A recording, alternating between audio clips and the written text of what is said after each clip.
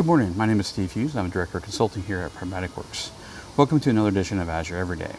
Part of what I'm really talking about is all the database options that we see in Azure that Microsoft loads in their homepage. I did a webinar around these grouped together, but I'd like to do a few of these snippets as well just to kind of give you an idea of the world of databases according to Azure. So today's topic is Azure SQL Database. And what I usually cover is three things: the purpose, the platform, and the pennies that are involved, or how you pay for it. So this is just a short round of this. You can catch more details on my other webinar. What I want you to be aware of is that, first of all, this is a great option if you're planning to move SQL Server to the cloud. Azure SQL Database is an excellent target for that, and you have the opportunity then to actually do this with a minimal learning curve and be able to use your team and what they're trained in already and make them ready and available. In most cases, you get light compatibility for functionality and services, and you get built-in high availability. But more importantly, if you look at Managed Instance, which is an option we have, it actually gives you nearly 100% carryover from what you have on-prem, including the ability to restore a backup onto Managed Instance. When you're looking at the platform, this is a platform as a service. It means you have built-in high availability, built-in backups. Disaster recovery is a matter of geolocating your processes. It's versionless. You do not have to worry about the versions. It is a platform as a service opportunity for you. Also, you have the advanced security built in, the ability to track issues, all those kind of things. That all comes into play with everything we're doing. There are three options on the platform: single database, elastic database, and managed instance options. Sorry about that.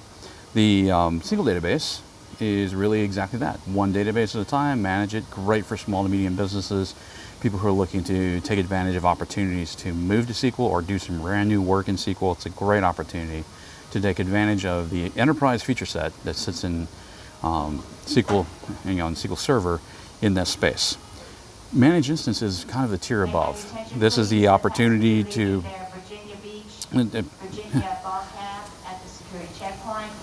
cut this out, Alex. We'll wait for the announcement to finish. Seeing if you're paying attention. So going back to looking at the options for Managed Instance is really very similar to what you currently have today when you have instances on your platform. And you look at that and you say, okay, how can I add multiple databases? It gives you the opportunity to cross-database querying, things like that, more complex scenario, and a higher level of compatibility with the on-premise version of SQL Server. So keeping those things in mind, you now understand the platform that we're sitting on. Let's talk about how we pay for it. In the database world, SQL Database started out with DTUs, which is database transaction units, which compiled all your memory, your processing, and even your storage into a single unit, and you're paid for as you use it. One of the things you need to keep in mind now is that vCore is available, and it's probably the preferred option. When you're looking at it, you can actually select your size, there's a little more flexibility. It really does the job of separating storage from CPU and performance, or compute in this case, and it gives you a better option overall. When you look at these type of things, one of the things to be aware of is that Azure SQL Database is one of the few. Cut this part too. Love announcements.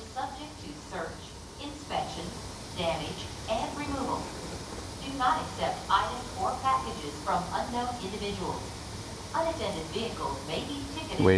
Waiting.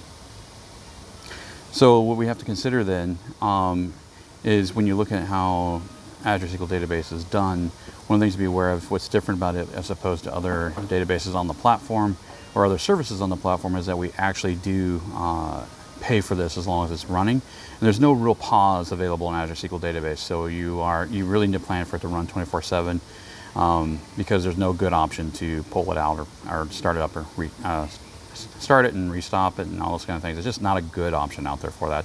So just be aware of that when you're looking at it from a pricing standpoint. So hopefully this gives you a few ideas. Remembering that the purpose of Azure SQL Database is really to do your SQL database workloads in the cloud. It's a platform as a service platform. And finally, the charge options are DTUs or vCore. And if you're using either one of those, remember that you're paying for it as long as the database is available, whether or not you're using the database actively or not. So thank you. If you have any other questions about Azure SQL Database and its place in your cloud strategy, click the link below for more information. We'd be happy to reach out and help you. Have a great day.